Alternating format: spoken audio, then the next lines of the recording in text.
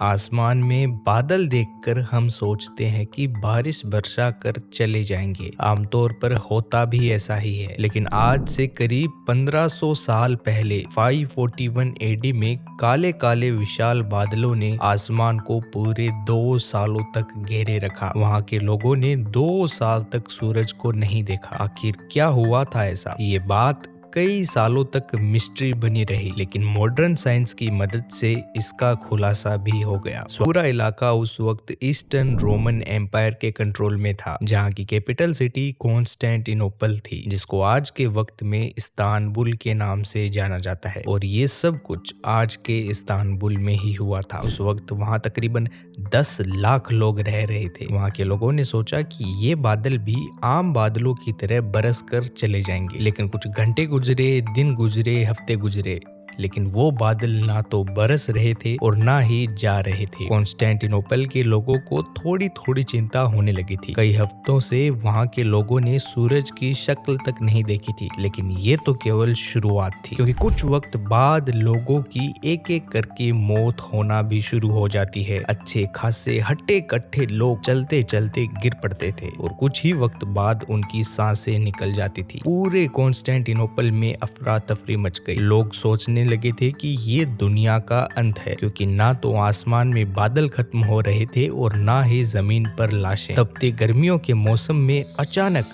कड़ाके की सर्दी पड़ना शुरू हो जाती है और सर्दी के साथ आसमान से बर्फ भी गिरने लगी। सर्दी इतनी कड़ाके की हुई कि ना तो लोगों की फसलें बची और ना ही पक्षी और जानवर। उस वक्त वहाँ के राजा जस्टेनियन थे। उन्होंने अपने सभी लोगों को कहा कि आप बिल्कुल भी घबराइए मत, ये आपदा केवल बुरे लोगों को खत्म कर रही है। लेकिन लोगों को अपने राजा की बात पर बिल्कुल भी विश्वास नहीं हुआ, क्योंकि ये बीमारी ना तो बुरे लोगों को देख रही थी, ना ही अच्छे। एक एक करके सभी इसकी चपेट में आ रहे थे। रोजाना हजारों लोग मरने लगे थे और उनको एक साथ ही बड़ी बड़ी कब्रों में दफन किया जा रहा था। और अब तो नौबत यहाँ तक पहुँच चुकी थी कि लोगों के पास खाने पीने का सामान भी खत्म होने लगा था। वैसे तो वहाँ की आर्मी बहुत स्ट्रॉन्ग थी, लेकिन प्रकृति की इस आपदा के सामने वो कुछ नहीं कर पा रहे थे। वो काले घने बादल जहाँ भी जाते जा रहे थे, वहाँ ये बीमारी फैलती जा रही थी। स्पेन, फ्रांस, इटली, ग्रीस, तुर्की, मोनाको, सीरिया और ईरान भी इसकी चपेट में आ गए थे। कॉन्टिनेंट का ये पूरा हिस्सा इसकी चपेट में था। किसी को भी समझ नहीं आ रहा था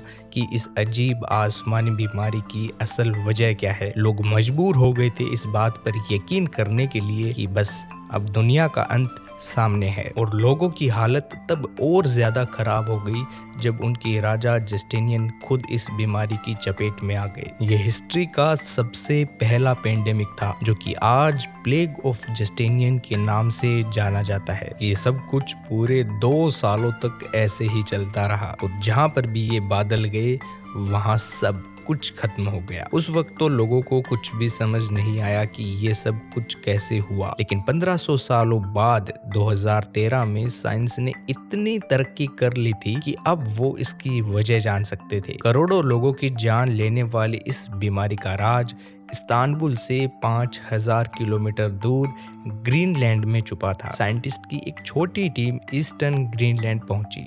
इनका मकसद था पास्ट के क्लाइमेट को स्टडी करना। ग्रीनलैंड में हर वक्त बहुत एक्सट्रीम वेदर होता है। आम हालात में भी वहाँ पर बिना प्रोफेशनल इक्विपमेंट के रहना नामुमकिन है। जून जुलाई में हमारे यहाँ टेम्परेचर 50 डिग्री सेल्सियस भी क्रॉस कर जाता है। उस वक्त ग्रीनलैंड का टेम्परेचर -18 डिग्री सेल्सियस होता है। गर्मी का मौसम ग्रीनलैंड के आसपास भी नहीं भटकता। अब क्योंकि टेम्परेचर हमेशा फ्रीजिंग पॉइंट के नीचे रहता है, तो बर्फ कभी मेल्ट ही नहीं होती और आसमान से गिरने वाली बर्फ हवा में मौजूद पार्टिकल्स को अपने साथ नीचे ले आती है और उन पार्टिकल्स के साथ ही जम जाती है। और बर्फ क्योंकि मेल्ट नहीं होती, तो वो पार्टिकल्स हमेशा के लिए बर्फ के साथ दफन हो जाते हैं। साइंटिस्ट का मानना है कि वहाँ पर पिछले 1 लाख सालों का क्लाइमेट डेटा मौजूद है। हर साल ग्रीनलैंड में जो बर्फ पड़ती है वो एक दूसरे के ऊपर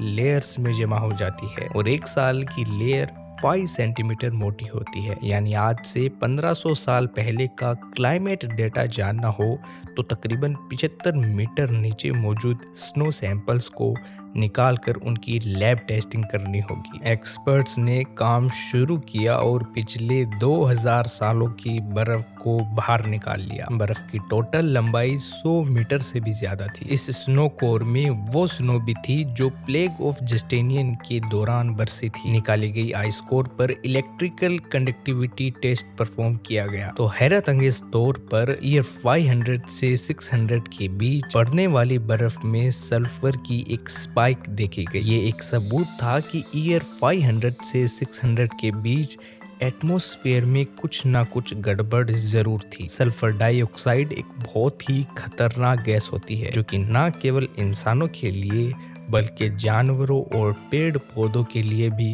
घातक है। अगला टास्क था इतने ज्यादा सल्फर के पीछे की वजह जानना। साइंटिस्ट का मानना है इतना ज्यादा सल्फर एक ही वजह से आ सकता है और वो है वोल्केनो। अर्थ के अंदर पिघले हुए पत्थर जिनको हम मैग्मा बोलते हैं वो उबल रहे होते हैं और अर्थ की आउटर लेयर अपने प्रेशर से मैग्मा को बाहर नहीं आने देती। लेकिन मैग्मा हर वक्त कोई न कोई जगह तलाश करता रहता है जिससे वो बाहर निकल सके। लेकिन जब पानी किसी तरह से मैग्मा से मिल जाता है तो पानी उबलकर गैस फॉर्म में कन्वर्ट हो जाता है और अर्थ की आउटर लेयर के नीचे और भी ज्यादा प्रेशर लगता है। बस फिर किसी भी वीक पॉइंट से मैग्मा लावा की फॉर्म में फटकर बाहर आ जाता है और पानी और सल्फर लावा के साथ मिक्स नहीं होते हैं बल्कि बादल के रूप में आसमान में फैल जाते हैं और किसी बड़े वोल्केनो से निकलने वाले सल्फर के बादल